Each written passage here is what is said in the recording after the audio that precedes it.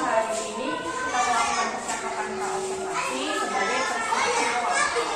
Jadi persiapan awal sebelum ibu nanti akan melakukan pembelajaran agar lebih siap dan lebih percaya diri sehingga memberikan pelajaran yang terbaik untuk ibu.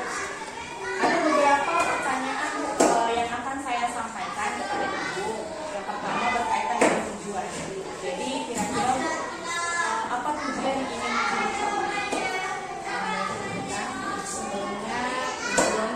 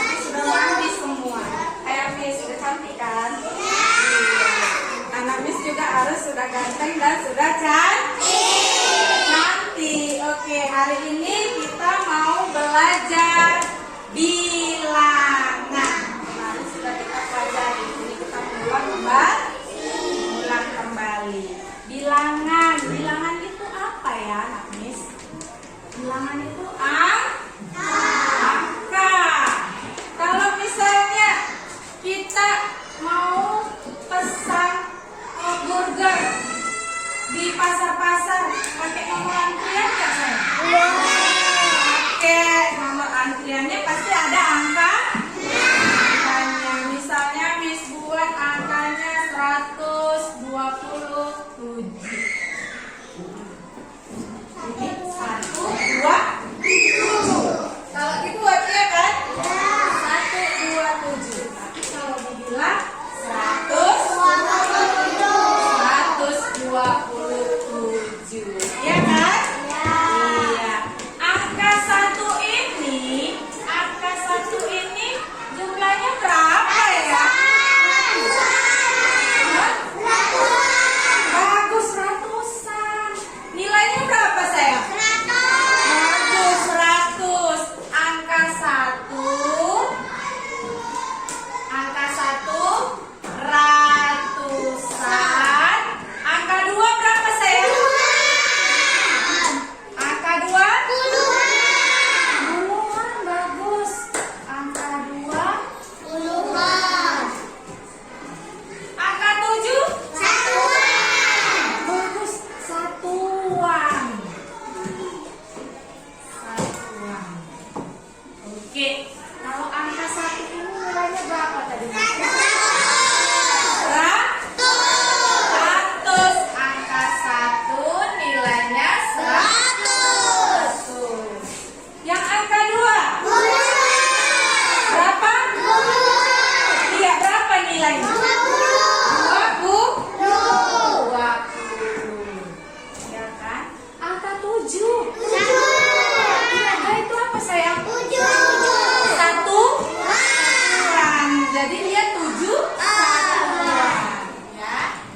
7 satuan. Ini namanya bilangan. Iya kan? 127.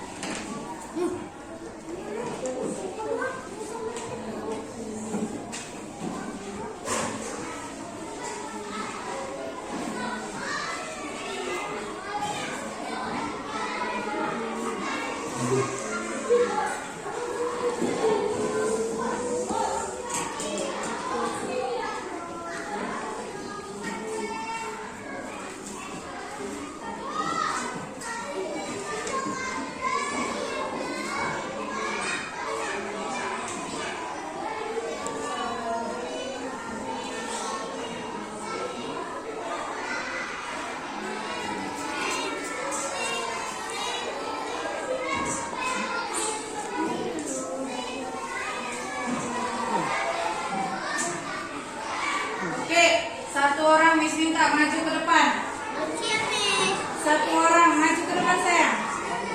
Ayo.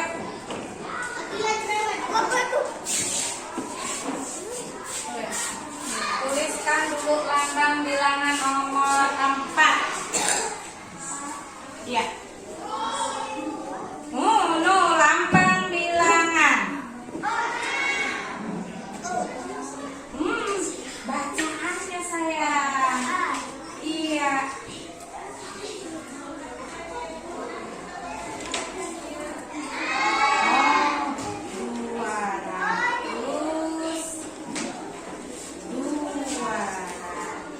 Yang besar Gapin, yang besar kenapa kan? Besar kali. Oke.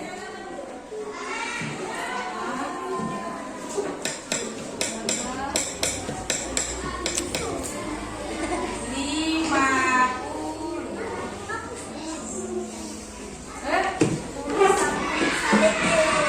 Yang besar.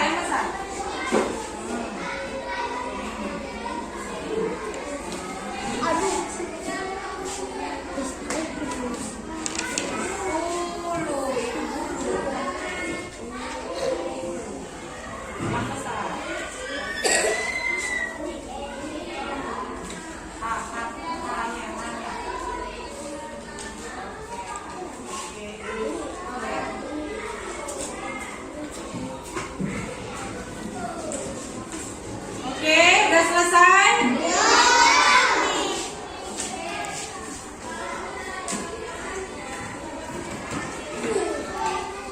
Udah? Nah, udah. Nah, oke, Miss sudahi pelajaran kita hari ini. Sudah selesai. Semoga di rumah bisa diulang-ulang kembali. Jangan lupa pelajaran kita hari ini. Oke, anak Miss? Oke. Disudahi. Assalamualaikum warahmatullahi wabarakatuh. Assalamualaikum warahmatullahi wabarakatuh. Jadi berjumpa kembali dalam percakapan pasca observasi bersama saya Gita Pratiwi Dharma, calon guru penggerak angkatan ke-10. Saya ditemani oleh Ibu Siti Aminah sebagai guru yang telah diobservasi pada kegiatan supervisi akademik, dan saya pun ditemani oleh Bapak Sejat Miko Wijaya sebagai pengajar praktek.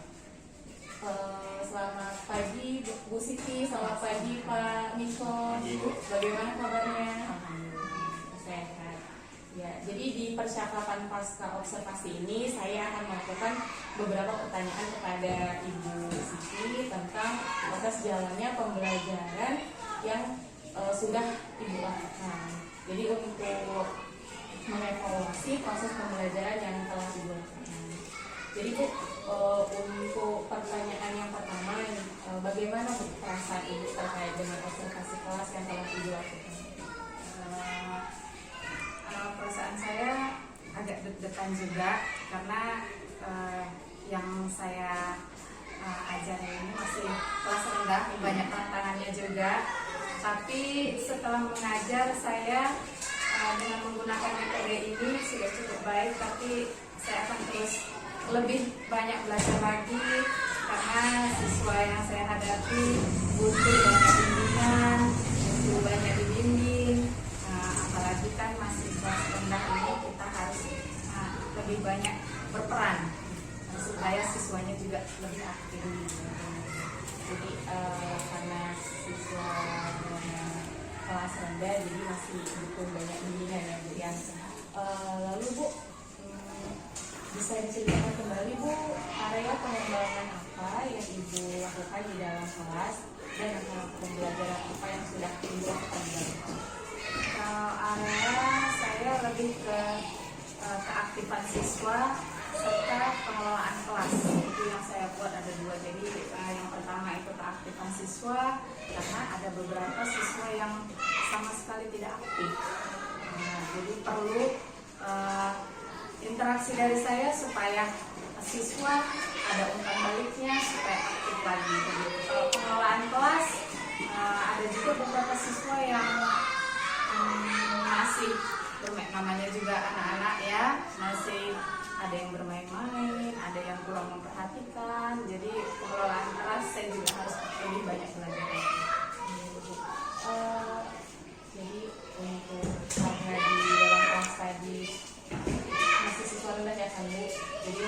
dilakukan sama pengelolaan kelasnya. Tapi kalau dari yang saya lihat kemarin, pengelolaan kelas ibu sudah baik, terus keaktifan siswanya juga sudah aktif gitu kan ibu. Tapi ya namanya ada kelebihan kekurangan. Jadi ibu, menurut ibu, apakah area pengembangan yang ibu lakukan telah berhasil atau belum? Kalau tingkat keberhasilan saya rasa masih kurang, tapi dengan adanya pembelajaran semalam yang dilakukan itu mudah-mudahan bisa memperbaiki siswa-siswa yang agak lebih aktif lagi dalam saya juga menyampaikan pembelajaran supaya mereka bisa aktif dan tidak ada lagi siswa yang tidak aktif. Jadi kalau kita bilang sudah termasuk dikatakan berhasil ya Bu ya, cuman kita harus melakukan beberapa perubahan lagi biar lebih aktif lagi 100% ya kan Bu. Jadi ini Bu, menurut Ibu nih apa sih Bu kekurangan atau mungkin kendala-kendala yang Ibu hadapi saat proses pembelajaran di kelas? Itu tadi seperti yang saya bilang tadi, kendalanya satu, anak-anak ada yang kurang aktif dan ada yang tidak, ada yang aktif, ada yang kurang aktif. Satu, ada yang kurang memahami, ada yang memahami. Jadi kendalanya pemahaman dan keaktifannya. Di situ kendalanya. Dan pemahaman dan keaktifan ya Bu, karena namanya kelas rendah butuh belajar bimbingan ya benar ya Bu ya. Jadi ini Bu, kira-kira kita kan sudah tahu nih di mana sih kekurangan yang untuk kedepannya. Apa rencana Ibu ke depannya untuk proses pembelajaran Ibu? Apakah Ibu akan membuat metode baru misalnya di kelas, memakai media yang baru gitu di kelas? Sejauh ini dari percakapan ini saya membutuhkan banyak media. Anak-anak di kelas rendah itu perlu banyak media agar mereka bisa memahami, agar juga bisa lebih aktif. Kalau pakai media mereka lebih aktif. Kan seperti itu. Jadi Bu, semoga ya Bu rencana Ibu dapat terrealisasi dan juga bisa lebih baik lagi di dalam proses pembelajaran dengan siswanya lebih aktif lagi ya Bu. Lalu ini Bu, kira-kira kapan Ibu akan melakukan perubahan yang akan Ibu lakukan? Contohnya misalnya nanti akan di minggu depan saya akan melakukan media yang telah saya lakukan yang baru. Kebetulan di jam mengajar saya ada pada hari Jumat di les 1-2 saya laksanakan itu. Kebetulan ada tugas pembelajaran. Jadi di Jumat depan kira-kira tanggal 20 September ya Bu ya. Nanti semoga berjalan dengan lancar ya Bu. Lalu Bu, untuk dari saya sendiri beberapa yang telah kita lakukan kegiatan observasi. Jadi yang saya lihat di sini kan untuk area pengembangan itu saya rasa sudah ada semua. Jadi tentang keaktifan siswanya itu sudah aktif. Ibu juga sudah memancing keaktifan siswa tersebut. Lalu untuk pengelolaan kelas Ibu sudah sangat baik. Dan untuk namanya kelas rendah tadi masih tetap butuh bimbingan walaupun sekarang katanya kan kayak kurikulum merdeka harus student center, tapi satu lagi kendalanya mereka ini masih kelas rendah ya kan Bu, kelas 2 SD masih baru setahun di sekolah gitu. Kalau dari mereka mungkin 2 tahun, tapi baru di dunia pendidikan. Jadi mereka harus butuh banyak bimbingan dan butuh banyak seperti bimbingan tadi media yang menarik bagi mereka. Namanya juga kelas rendah pasti mereka lebih suka belajar sambil bermain seperti itu. Jadi Bu, Pak, terima kasih banyak atas pembicaraan hari ini, atas pertemuan hari ini. Semoga untuk kedepannya kita bisa lebih baik lagi, kita bisa mengevaluasi kelebihan-kelebihan kita dan kita juga bisa menebarkan atau mengimplementasikan pengetahuan kita kepada siswa. Semoga kita bisa menjadi guru atau agen perubahan ya Bu dalam dunia pendidikan. Demikianlah percakapan pasca observasi ini, yang di awal kita sudah melakukan percakapan pra-observasi, lalu telah melakukan observasi, dan hari ini percakapan pasca observasi. Terima kasih Bu Siti Aminah, terima kasih Bapak Miko. Wassalamualaikum warahmatullahi wabarakatuh.